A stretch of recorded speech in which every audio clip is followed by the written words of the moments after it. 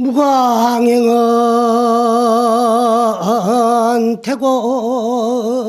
태고민이나 신전도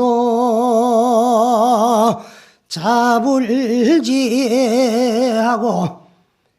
청산하룡은 태허치마나 녹수두루 만장하느니라 나무다불.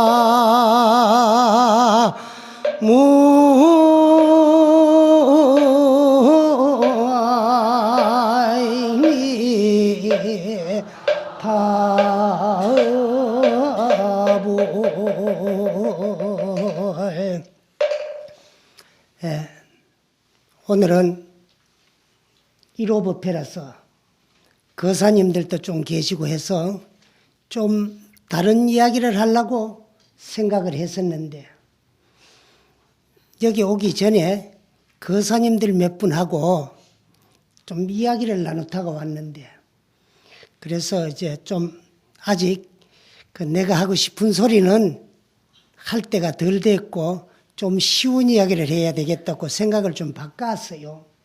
그리고 또 조금 바로 전에 이조 중엽에는 서산사명 같은 큰 스님들이 많이 출연을 하셨고 나오셨는데, 지금은 왜 그런 스님들이 안 나오시느냐는 그런 이야기를 듣고 바로 이 자리에 올라왔어요.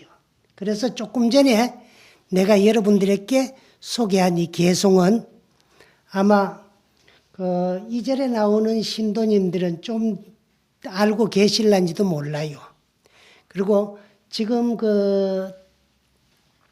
동화사 조실스님의 참 법맥으로 노스님빨 되는 정은봉 스님의 개송인데, 무슨 말씀인고 하면은 무과항행은 태고음인데 황금 같은 꾀꼬리 소리는 태고 때 그 소리 그대로 변함이 없는데 시인전도 자불지더라 그 말이야.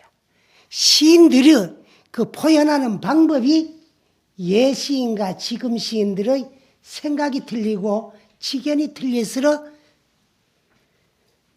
표현하는 방법이 틀릴 뿐이지, 소리는 태고 때 꾀꼬리 소리나 지금의 꾀꼬리 소리나 조금도 틀림이 없고, 부처님도 옛날 부처님이나 지금 부처님이나 또 불법도 똑같은데 그 부처님의 진리, 법문을 믿는 중생들의 근기가 옛 중생과 지금 중생과 틀린다는 거예요.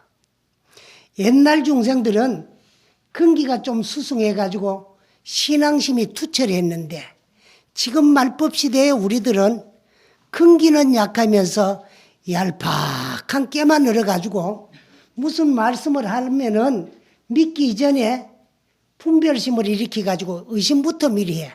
참말로 그럴까? 그럴 수가 있을까? 또 어떤 스님이 한 소식하라고 견성을 했다 그러면 참말로 견성했을까? 참 도인일까? 이렇게 나부터 의심을 하고 그렇게 이제 분별심을 일으키요. 그런데 지금의 선지식들이라고 그 이조시대의 서산사명, 그분들은 또 시대가 임진왜란 바로 당시에 또 출연을 하셨기 때문에 나라의 국운이 위태로웠기 때문에 또 그 어른들은 장삼을 벗고 군복을 입고 목탁을 놓고 총칼을 들고 그래 외적과 마주 싸워가지고 풍전등하의 위치에 처해 있던 이 나라를 구하신 구국성자가 되신 거야. 그렇지. 지금 우리 또 참 선지식 큰 스님들도 그때 그 어른들 보다가 시대가 틀리, 또 중생들이 틀리, 또 중생들이 틀리기 때문에 받아들이는 것이 틀린다는 거야. 똑같은 그 한금 같은 꾀꼬리 소리는 태고 때 그 소리 그대로인데 시인전도 자불지야. 시인들의 그 지견이 틀리다 보니까 생각이 틀려서 표현하는 방법이 틀릴 뿐이더라. 청산하룡은 태었지마나 푸른 산이 내달랐다고 아무리 뽐내면서 솟아올라도 허공에 잠겨 있지만은 흐르는 물, 저거 흘러 머무를 줄 모르고 흘러만 간다고 없어지기고 깔보지만은 그 꿋꿋한 만산을 뚫고 돌아가지고 저 넓은 바다로 들어가는 거예요. 그러니까 우리가 생각 나름이야. 생각 나름. 그러니까 절대로 우리 불교에서는 믿음이 소중합니다. 그래서 부처님께서도 하엄경에 보면 어떤 말씀을 하셨나 그러면 신이 도원 공동모요 장량 일체제의 성근이라 그랬어요. 신, 믿음이 도의 근본이요. 도원이요. 공덕의 어머니라 그랬어요. 여러분들이 아마 참 부처님이 증득하고 깨달은 본분 소식을 가지고 여러분들한테 얘기하면은 알아듣지도 못할 뿐더러 잘 믿으려고도 들지 않을 거예요. 그래서 공덕불교, 공덕 이야기를 함으로써 여러분들이 더 받아들이기가 쉽고 또 이제 참 더 잘 믿고 그래. 그래서 그 공덕의 어머니야. 공덕. 그 왜 어미모자를 붙여놨나 그러면은 이 세상에서 가장 높고 가장 넓고 가장 깊고 가장 변함없는 사랑이 어머님이 아들에게 주는 사랑이야. 그와 같이 공덕도 가장 수승하고 위대하고 변함없는 공덕을 우리가 받기 위해서는 절대적인 믿음이 필요하다. 그래서 신은 도의 근원이요, 도원이요, 공덕의 어머니야. 장량 일체제의 성근이야. 일체 모든 선행의 근본, 뿌리를 자라게 하는 것도 믿음으로부터 시작이 된다. 그래서 오늘 내가 여러분들하고 좀 이야기를 어떤 이야기를 해봐야 되겠다는 걸 생각했는데 이야기를 좀 바꿔가지고 쉬운 이야기를 좀 말씀드릴 셈이니까 여러분들도 또 말씀을 하는 것을 듣는다고 들어가지고만 끝나서는 안 돼. 거기에 대한 절대적인 믿음이 가지야만이 내 것으로 만들 수가 있고 내 것으로 만들어야만이 내가 실천할 수가 있고 또 실천 수행을 해야만이 우리는 그 참 내가 목적하는 걸 이루고 깨달을 수 있는 게 이거 불교입니다. 그래서 불교는 불도라고도 해요. 그 우리 주위에 가장 가깝게 접할 수 있는 기독교. 기독교를 기독도라고 하는 소리 들어봤어요? 못 들었지요? 그 기독교는 기독교에서만 끝나지 기독도도 될 수 없고 기독법도 될 수 없어. 그러나 불교는 불교, 불도, 불법 이 다 갖추고 있는 게 불교인데 도라고 하는 것은 길이요. 길은 가야만이 목적지에 도착하지 아무리 많이 이정표를 묻고 알아가지고도 안 가면 항상 그 자리예요. 그래 불교는 실천 종교예요. 기독교 같은 데는 타력신앙 구원의 종교거든. 상대의 힘에 의해 가지고 구원을 받아서 상대 누구 절대자 신의 힘에 의해서 구원을 받아서 죽어서 내생에 천당 가는 그런 종교입니다. 그래서 그런 종교는 타력신앙 구원의 종교입니다. 그러나 불교는 왜 그런 종교들보다 수승하다 그러면 자력신앙 자각의 종교예요. 내 스스로의 힘으로서 열심히 수행정진을 해가지고 내 자성을 증득하고 깨달는 종교가 불교입니다. 그래서 불교는 또 바꾸어 말하면 내가 나를 구제하고 내가 나를 제도하는 종교지 나 아닌 어느 누구도 나를 구제하고 제도할 수 없는 거예요. 오직 나 일인만이 나를 구제하고 나를 제도할 수 있어요. 그래서 불교는 내 힘, 자력으로서 열심히 수행정진을 해가지고 내 스스로의 성품을 스스로 깨달는 종교인데 그 깨달음은 뭐냐? 내가 참 나를 제도하는 그런 종교가 불교예요. 그러면은 내가 나를 구제하고 제도하려고 하면은 구제할 나는 누구이고 구제 받을 나는 누구인가를 나부터 먼저 알아야 돼. 그래서 스님들이 열심히 공부하다가 도를 깨달은 걸 뭐라 그랬느냐 그러면 견성했다 그래요. 견성. 견성은 글자 그대로 볼견자 성품성자야. 그 스님 공부 열심히 해가지고 자기의 본래 모습 성품을 바로 봤다 그러더라. 그래 보고 나니까 이제 알았어요. 그 우리는 내가 나를 구제하고 제도하려고 그래도 제도하려는 누구고 제도 받으려는 누구인가 내가 나를 몰라. 그 내가 나를 모르니까 제도를 할 수도 없고 받을 수도 없어요. 그러니까 내가 나를 바로 봤으니까 이제 성품을 바로 보고 나니까 알아. 아니까 이제 제도가 되는 거야. 그래서 견성을 해야 성불하지. 그게 견성 성불이라니까지 성불 견성이라는 소리는 없어요. 그렇게 하기 위해서는 열심히 수행 정지를 해야 돼. 그래서 불교는 실천 종교야. 내가 스스로 열심히 실천 수행을 해야만이 깨달을 수 있는 그런 종교. 그렇기 위해서는 열심히 부지런히 수행해 가고 있다 해가지고 이건 불도다 그래요. 그런데 참 우스운 소리 많지요. 기독교는 기독교에 끝나는데 그 사람들이 기독교를 전하러 다닌 사람들 뭐라 그래노 그러면 전도한다 그러거든. 불교를 전하는 건 전도가 될 수 있어도 기독교는 그 뭐 전국 교사 모임이 아니라도 그 정교사라 그래만 맞지만 전도사는 아니거든. 도가 아니야.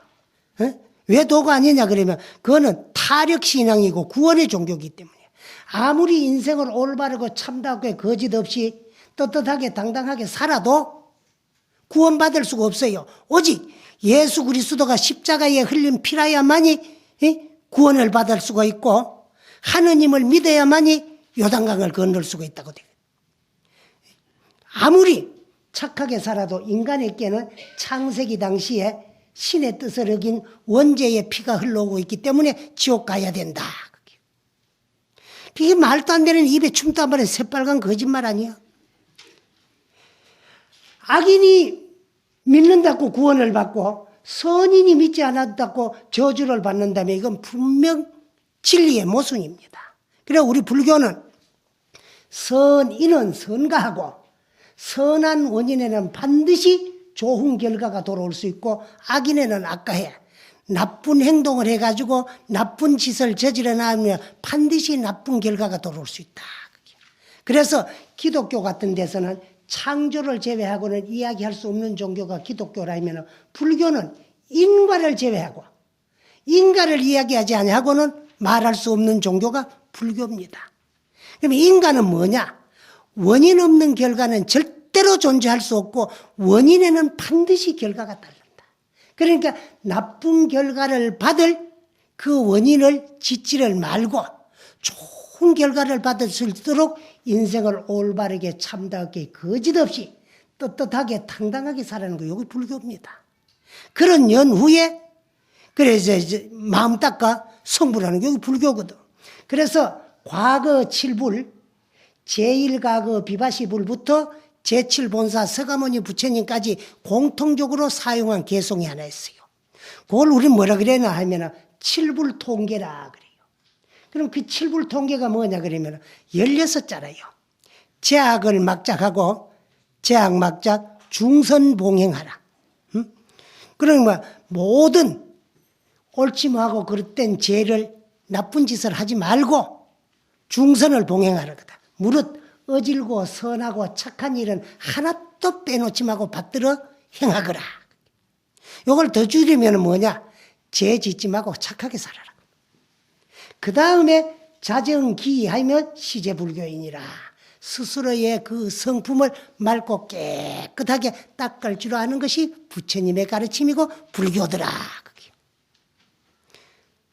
근데 이 법문을 아무리 좋은 말씀을 해도 여러분들이 절대적인 믿음을 안 가지면 여러분 것으로 만들 수가 없어. 또 내게 안 되고는 내가 실천할 수가 없다는 거야. 그래서 무슨 말씀을 하더라도 거기에 대한 절대적인 믿음을 가져가지고 내 것으로 만들어가지고 실천을 해. 길은 가야만이 목적지에 도착하지 안 가고는 항상 그 자리라는 거예요. 이 불교입니다. 그래서 그렇게 따라 나가는 데는 어떻게 우리가 살아야 되느냐 하는 데 대한 말씀을 지금부터 좀 드리려고 하는데 부처님께서 견성 성불을 하신 후에 내가 정득하고 깨달은 이 진리를 어떻게 중생들에게 전하고 가르쳐야 될까 하고는 3, 7일 동안의 사유를 하신 다음에 자리를 박차고 일어나서 달려가신 곳이 어디냐 그러면은 부처님의 도를 정득하고 깨달은 곳은 이제 붓다가야 예스로 바라나시로 달려가셨어요. 그래서 붓다가야에서 바라나시가 얼마나 되는가 내를 차를 타고 가보니까 적어도 한 10시간 이상 가야 붓다가야에서 바라나시까지 도착할 수 있겠더라고. 근데 부처님은 그걸 걸어가셨어요. 근데 왜 그리로 걸어가셨느냐 하면은 첫째 그때는 아무리 도를 바로 깨달아도 그 당시 인도에서는 그 많이 성행하는 6개의 종파가 있었는데 그걸 불교에서는 육사외도라고 해요. 그 육사외도들의 총수가 어디에 전부 모이가 살고 있었나 그만 바라나시에 모이가 살고 있었는데 새로운 성자가 탄생하면은 그 바라나시에 있는 육사외도들에게 인정을 받아야 성자로 군림할 수 있어요. 그래서 부처님도 그분들을 한번 대양해 보기 위해서 바라나시로 가가지고 그분들에게 인정을 받기 이전에 그 6분들 총수들을 전부 이제 항복을 받았어요. 그러고는 어디로 가셨느냐 그러면 부처님께서 만성천자의 임금의 아들 왕자로서로 출가를 해서 수도를 하는데 아무리 하산할 것을 권유를 해도 하산할 기미가 보이지 아니하니까 정반왕께서 사대부집 아들들을 이제 권유를 해가지고 출가를 시켜가지고 우리 부처님과 함께 도 닦던 5분의 비구가 있는데 소위 오비구라 그래요. 그 아야 교진녀를 필두로 해가지고 5분의 비구가 있었는데 이분들이 부처님하고 함께 도를 닦다가 부처님 곁을 떠나갔어요. 근데 왜 떠나갔느냐 그러면 부처님께서 6년 동안의 고행을 하시다가 너무 기력이 떨어지고 지쳐가지고 그 참 더 수행을 할 수 없을 지경에까지 이르렀어요.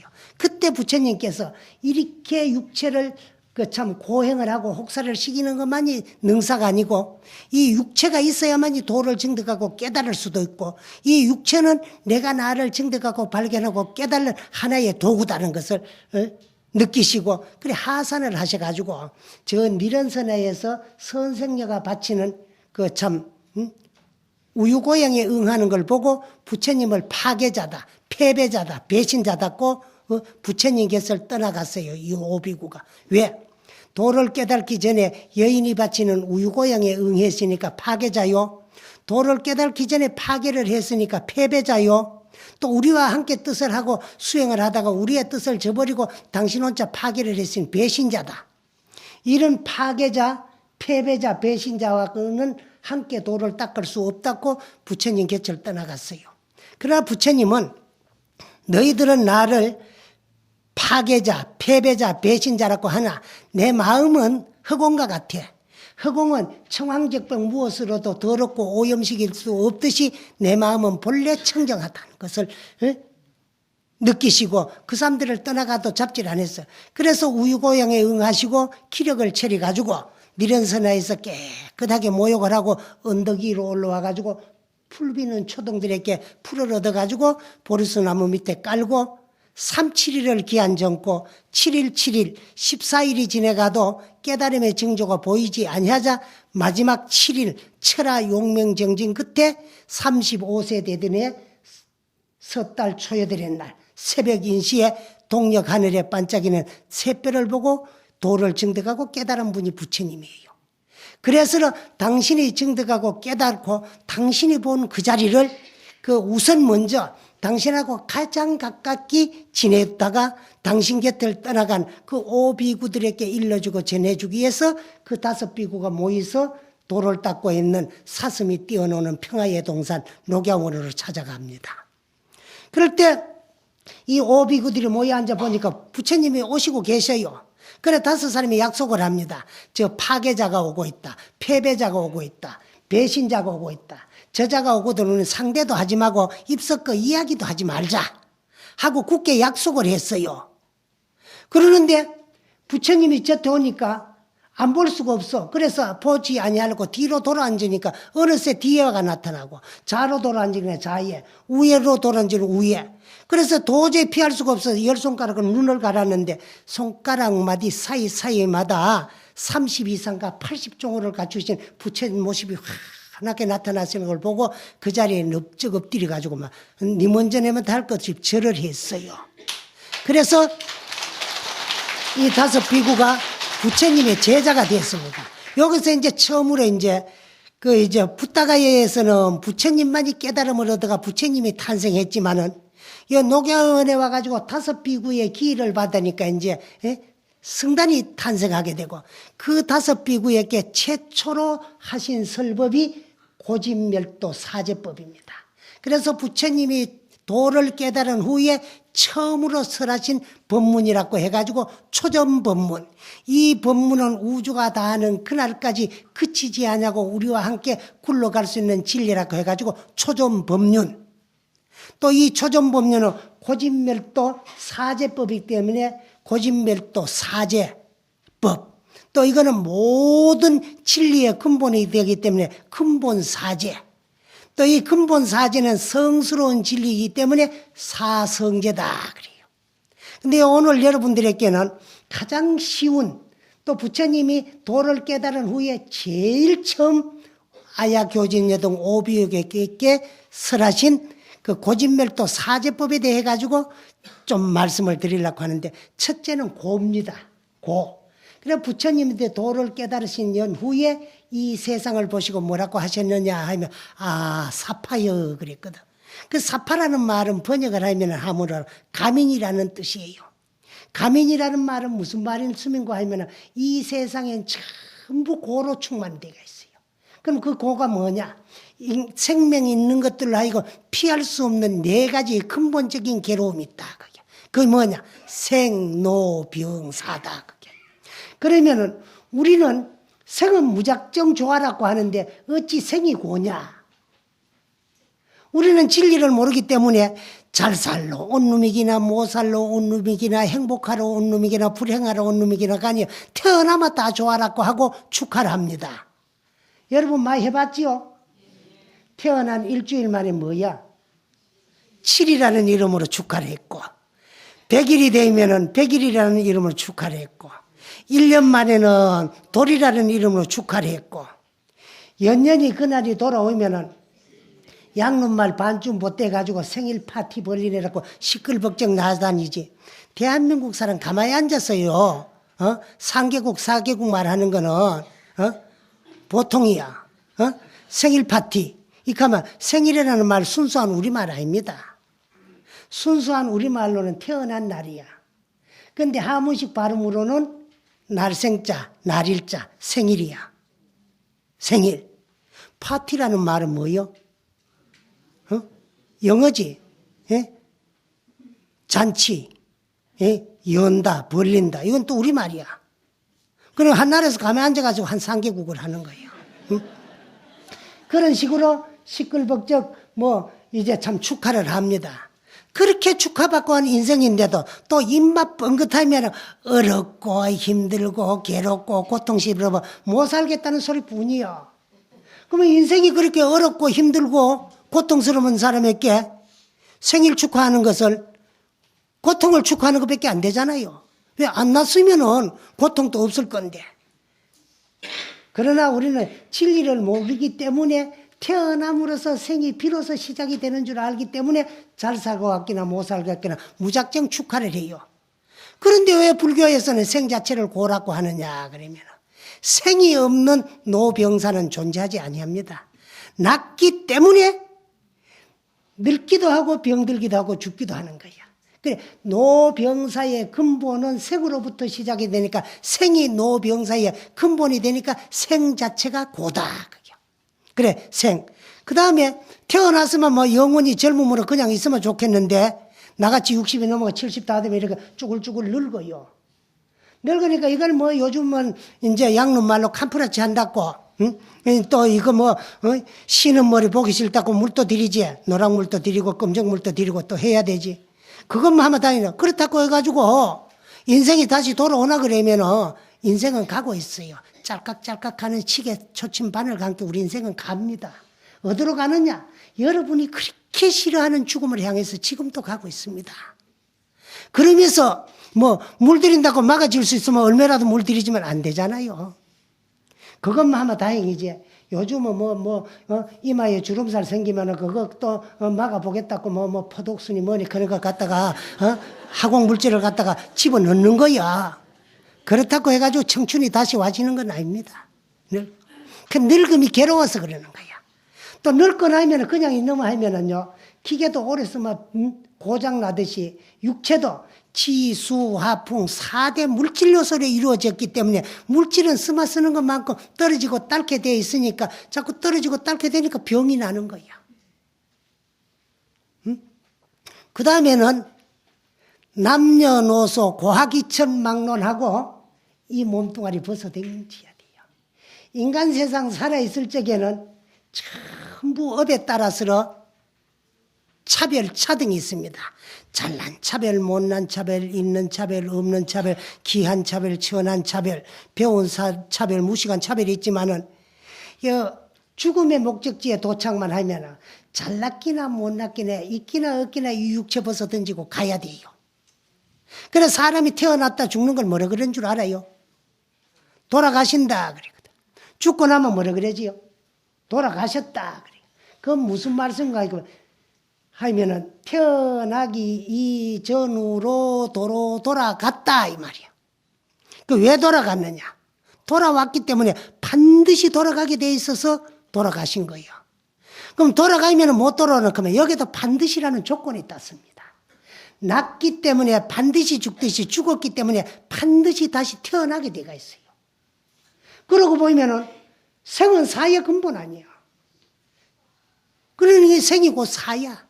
그것이 또 사는 여러분들이 진리를 모르니까 무작정 슬퍼라고 하지만은 사는 생의 근본입니다. 그러니까 생이고 사요, 사가 곧 생이고 생과 사는 둘이 아니고 항상 그대로인데 우리는 그런 진리를 모르기 때문에 괴로워요.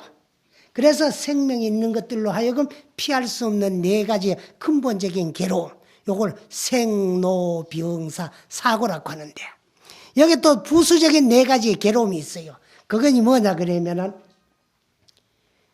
굽을 듣고 구하는 것이 뜻대로 안 이루어지는 괴로움. 그거 뭐 많지요. 권력, 명예, 이양, 건강 뭐 전부가 여러분들이 바라고 구하는 것밖에 뿐이라. 절에 와도 항상 달락하는 것밖에 뿐이야. 건강도 달라 그래고 뭐 부귀도 달라 그래고 명예도 달라 그래고 권력도 달라 그랬거든. 그게 달라 그랬는데 다 안 이루어지면 그만 부처님을 또 원망해요. 그래서 믿음 있고 알미 없으면은 어리석음만 더해진다. 그러니까 여러분들은 불교를 믿어도 불교를 모르고 불교를 믿어. 어떻게 믿느냐? 부처님은 아들도 낳아주고 딸도 낳아주고 마음대로 놓고 싶은 대로 낳아주고 돈도 벌이주고 부자도 시기주고 또 뭐 참 경제가 어려워가지고 뭐 딴 집엔 장사가 다 안 되더라도 우리 집에는 막 손님이 버글버글 끊고 이렇게 해주는 분이 부처님인 줄 알고 믿다가 그게 뜻대로 마음대로 안 이루어지면 아이고 요새 부처님도 소용없고 뭐 영험도 없어 이거하고 부처님을 비방하기라 원망하는 그런 어리석음만 더해주고 또 알미 있고 믿음이 없으면 오만해진다는 거예요. 무슨 법문을 들어도 거기 쏙쏙 안 들어가고 저 정도 저 법문 내가 알고 있는 법문이야. 옛날에 다 들었어.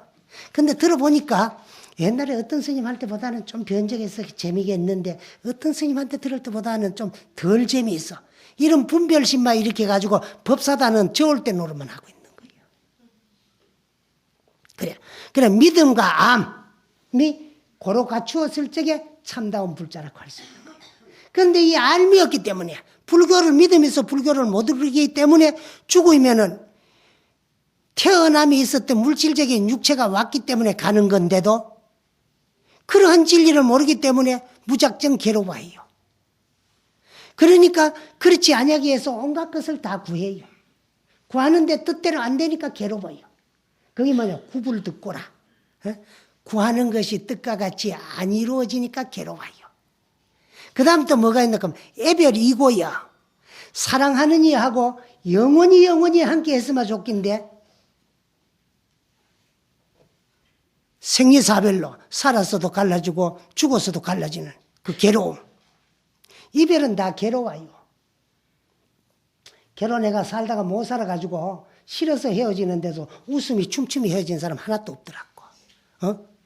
전부 괴로워가지고 울며 짜면서 헤어지지. 그래 사랑하느니 하고 헤어지는 괴로움. 요걸 애별이고라고 하고. 그 반대로 원증해고라는 것이 있어. 보기 싫은 사람하고 안 봤으면 좋긴데 우리나라 속담에 원수는 외나무다리에서 만난다는 거예요. 그 말씀이 어디서 나온 말씀인가 하면 명심보감에 이런 말씀이 있어요. 은희를 광시하라. 은혜와 이리를 널리 베풀어라. 인생 하처 불상봉이겠느냐. 사람이 어느 때 다시 만나지 아니하겠느냐. 만날 때에 기쁘고 반가운 마음으로 만나게 된다. 수원을 맡겨라라. 원수를 맺지 마라. 노봉협체에 난이 피하느니라 그랬거든. 길 좁은 곳에서 만나면은 피하기가 어렵다. 거기서 원수는 외나무 다리 만나면 피하기가 어렵는데 거기서 만나 놓으면은요 보기 싫은 놈하고 만나면 그것도 괴롭습니다. 안 괴로울까? 웃으면 기쁜 마음으로 만나질까? 안 되지요.